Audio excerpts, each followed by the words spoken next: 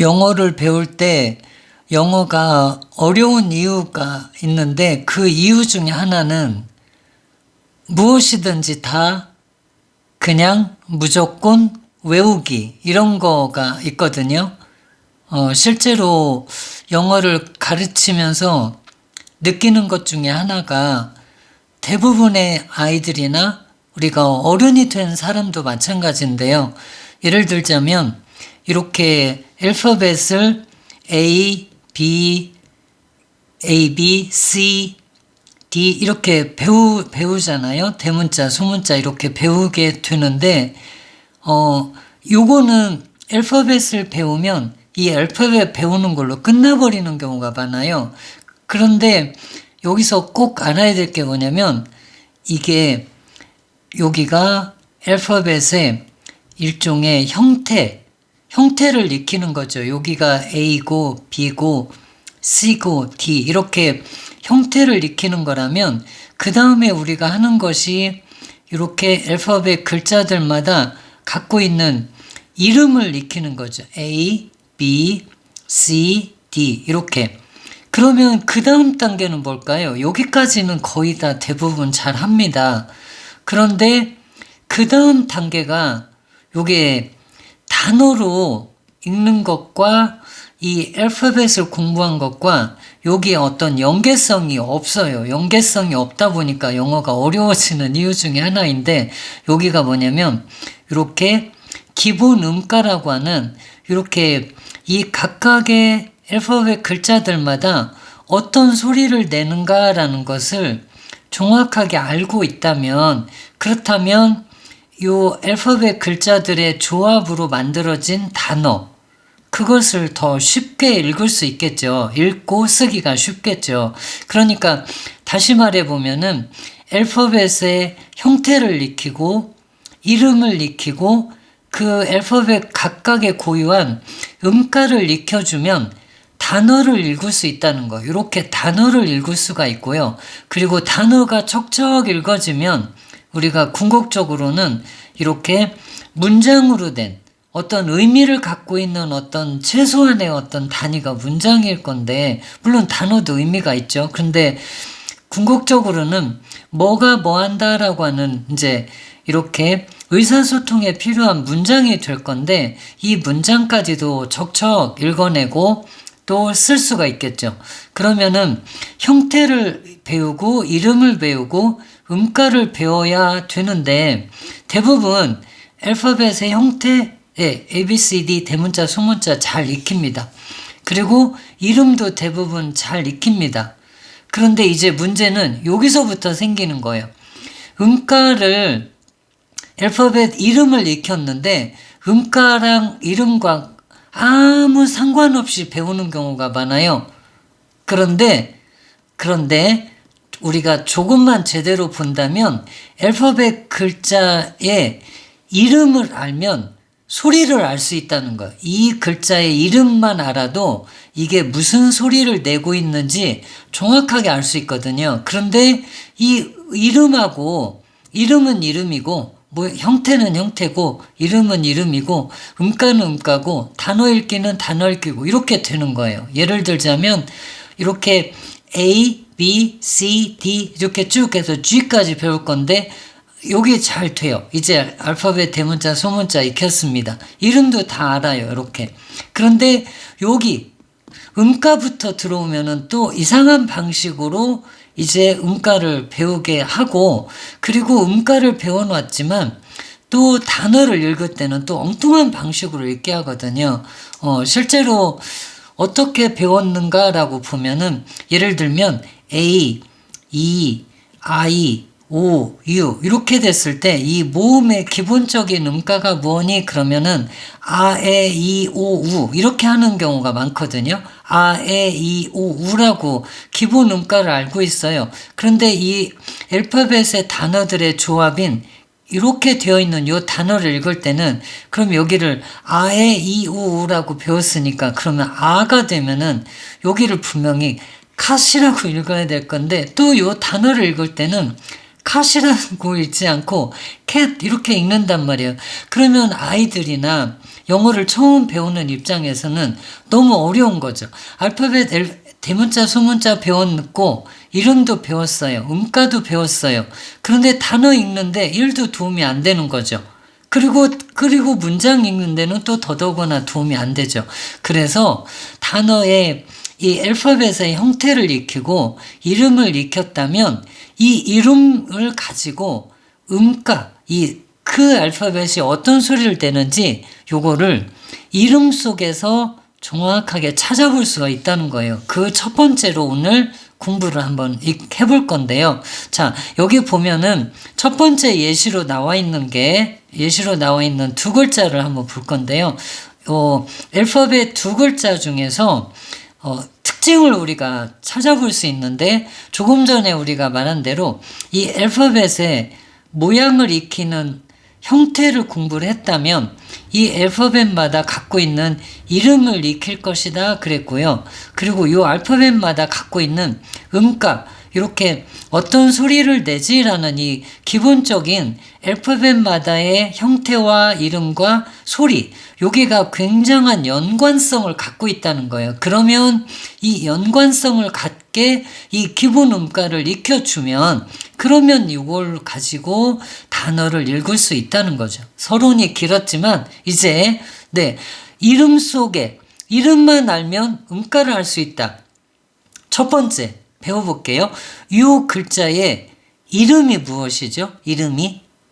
네, 맞아요. S. 네, 잘하셨어요. S고요. 여기는 이름이 무엇일까요? 이름이 무엇인가? 그러면 F. 맞죠? 네, 잘했어요. 그러면 S, F. 이 두 글자, 이 알파벳의 두 글자는 각각 어떤 소리를 가질까라는 거죠. 그랬을 때 여기서 우리가 특징을 잡을 수 있는데요. 요게 이렇게 에라고 하는 이런 소리에다가 자기의 기본적인 음가를 붙이면 요 글자에 이름이 된다라고 알 수 있어요. 자, 다시 해보면 여기가 에라는 여기에다가 자기 소리를 붙이니까 그 글자에 이름이 된다는 거예요. 그러면 여기는 얘가 이름이 S잖아요. 그러면 하고 S 이렇게 되니까 여기가 S 이렇게 되니까 S 이렇게 이름이 되는데 결국은 이 S의 기본적인 음가는 에가 없어졌을 때 S 하는 이런 소리가 이 S의 기본적인 소리라는 걸 알 수 있겠죠. 그러면 마찬가지로 여기도 F, 그러니 에가 없어졌을 때 하는 소리가 되겠죠. 그러면 이름만 알아도 저절로 소리를 알 수 있겠죠.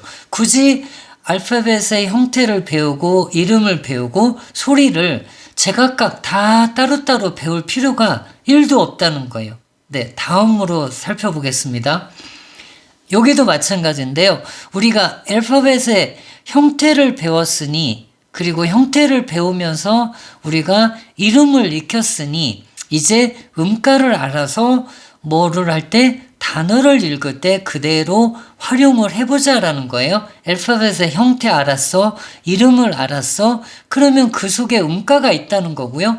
그 음가, 기본 음가를 활용해서 단어를 읽어볼 수 있다는 건데 여기 있는 요 세 글자의 이름을 각각 말해본다면 L, 그 말이죠. L, 여기에 L, M, N 이렇게 되는데요. L, 그러면 여기도 마찬가지로 이렇게 에 하는 이런 소리에다가 자기 음가를 더하니 글자에 알파벳 글자에 이름이 되었다는 건데요. L 이렇게 되니까 이것의 음가는 을 하는 소리가 될 수 있겠네요. L 이렇게 여기는 에 하고 하면 M 이렇게 되니까 요거에 마찬가지로 이름이 M 되겠죠. 여기도 마찬가지로 에 하고 하는 소리가 되니까 N 이렇게 되면은 요 글자에 이름이 된다는 거예요. 그러면 다시 말하면 거꾸로 말해보면 요 글자에 알파벳 글자에 이름을 말하면 저절로 소리가 나옵니다. 다시 말하면 해볼게요. L 그러면 그러니까 an 하니까 이런 소리가 나오죠. 여기에 l 할 때 에가 없어졌을 때 각각 l 그럴 때 에가 없어지면 하는 소리, 할 때 에가 없어지면 하는 소리, l 할 때 에가 없어졌을 때 요거에 각각의 이름을 말하니 저절로 소리가 나오죠. 이름 속에 소리가 있다. 이름만 알면 그 글자의 음가 정확하게 알 수 있다라고 알 수 있고요. 여기에서 우리가 또 하나 진짜로 조심해야 될 글자가 있는데요. 아주 중요한 거. 여기에 이 L 글자하고 in 요 글자는 제가 다른 영상에서 우리 이 영어 발음할 때 가장 조심해야 되는 거, 그리고 가장 원어민과 틀리게 발음하는 알파벳 글자가 있다라고 말을 했었는데 그 영상을 보시면 알 수 있지만 여기에서 한 번 더 이야기를 해보면 L 할 때 N 할 때 요거는 그냥 이런 거라기보다는 발음을 해야 되는 정확한 위치가 있습니다. 그래서 거기에다가 이 소리를 내주면 정확하게 원어민과 같은 소리가 될 건데요. 예를 들면 이렇게 그림을 그려보면 여기가 목이고요.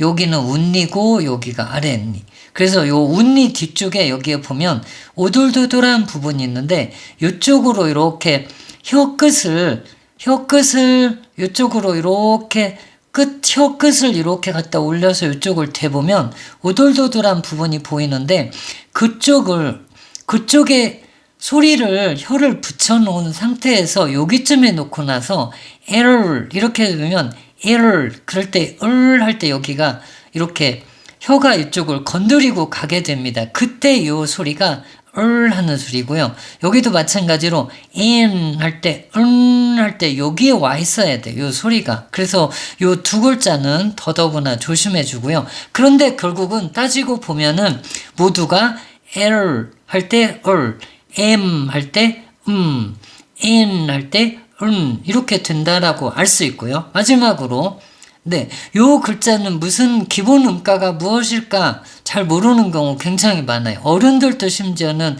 이 글자의 기본 음가가 무엇이니 그러면 모르는 경우 많은데 우선 이 글자 이름이 무엇일까요? 뭐죠?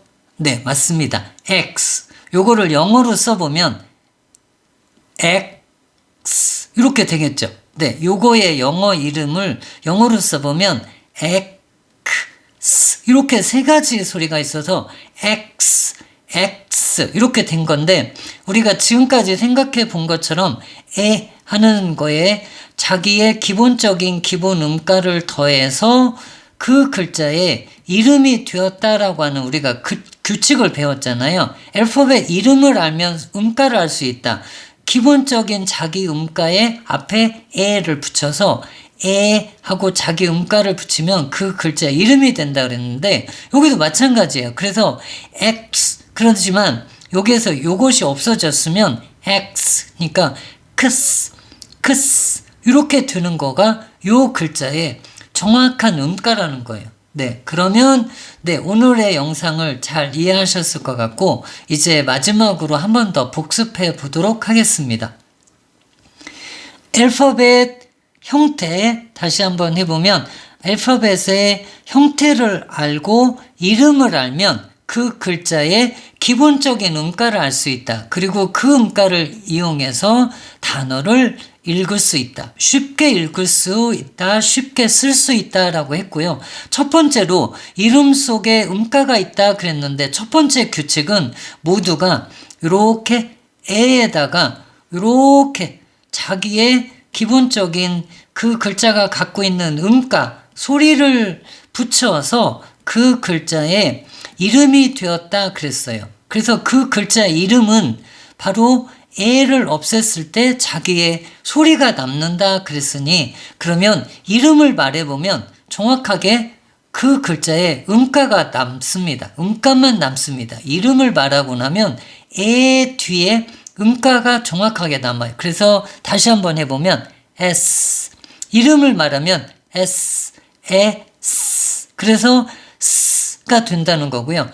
이름을 말해보면 F 그러니까 에가 없었을 때 가 된다는 거고요. 여기도 L 그러면 L 그러니까 하는 소리가 되고요. 마찬가지로 M 그러니까 에가 없어졌을 때 하는 소리고요. 마찬가지로 N 이렇게 되니까 에가 없어지면 하는 소리. 에가 없어져서 X 할 때 크스 이렇게 되겠죠. 그러면 이제 알파벳 이름을 말하면 저절로 소리가 돼요. 그러니까 알파벳 이름 따로 소리 따로 이렇게 배울 필요가 없다는 거. 다시 말하면 알파벳을 배웠어요. 이름을 알아요. 그러면 소리도 알 수 있다는 거. 너무 쉽죠? 너무 쉽죠? 한 번만 더 음값만 이제 말해볼게. 이름을 말하지 말고 음값만 한 번만 더 말하면 S 할 때 S, F 할 때 F 이렇게 되는 거니까 S, F, 크스 이렇게 되겠죠. 이름과 소리를 같이 두 번 내서 같이 연달아 해보면 S 할 때 S, F 하니 F, L 하니까 M 할 때 N 할 때 X 할 때 크스 이렇게 되겠죠. 네, 그래서 오늘은 알파벳 이름 속에 소리가 들어있다. 알파벳을 열심히 배웠다. 소리를 알 수 있다. 억지로 외우지 말자.